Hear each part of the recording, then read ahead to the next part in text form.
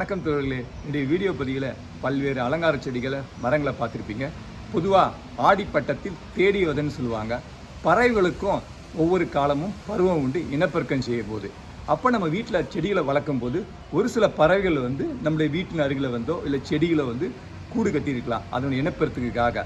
இப்போ நீங்கள் இந்த முன்னாடி பார்க்கக்கூடிய ஒரு அலங்கார செடி ஒரு ஹேங்கிங் பிளான்ட்டு. அந்த ஹேங்கிங் பிளான்ட்டில் நான் பார்க்கும்போது ஒரு நாள் தண்ணி ஊற்றும்போது பார்த்தீங்கன்னா அதில் ஒரு பறவை கூடு கட்டி அந்த கூட்டின்குள்ளே பார்த்தீங்கன்னா ஒரு முட்டையாக விட்டுருக்கு. ஸோ நம்ம செடிகளை வளர்க்கும் போது நமக்கும் மகிழ்ச்சி கிடைக்கிறது, பல்வேறு பறவைகளுக்கும் நம்ம இனப்பெருக்கம் செய்ய அதுக்கு வழிவகுக்கிறோம். பொதுவாக பறவைகள் மரத்தின் மீது உயரமான பகுதியில் தான் கூடு கட்டும். ஒரு சில பறவைகள் மரத்தில் இருக்க ஓட்டையில் கூடு கட்டி அதை இனப்பெருக்கம் செய்யும். என்னுடைய வீட்டில் பார்த்தீங்கன்னா ஒரு பூந்தொட்டி, ஒரு தொங்குற தொட்டி, ஒரு செடி வளர்ந்துருக்கு. அந்த செடியின் மேலே அந்த பறவை கூடு கட்டி முட்டையை இட்டிருக்கு.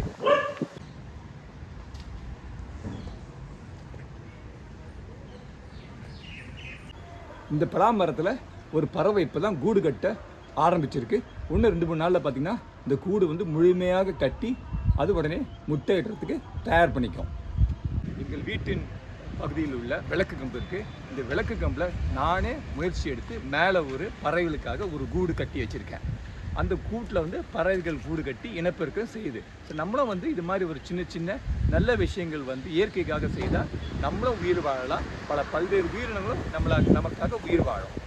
நம்ம வீட்டில் இருக்க இடத்துக்கு ஏற்றவாறு பல்வேறு மரங்களை செடிகளை வளர்க்கலாம். ஸோ இது மாதிரி செடிகளை மரங்களை வளர்க்கும் போது நமக்கும் மன மகிழ்ச்சி கிடைக்கும், பல்வேறு உயிரினங்களுக்கும் நம்ம வழிவகுக்கிறோம். அது இனப்பெருக்கம் செய்கிறதுக்கு நம்ம அடைக்கலம் கொடுக்குறோம்.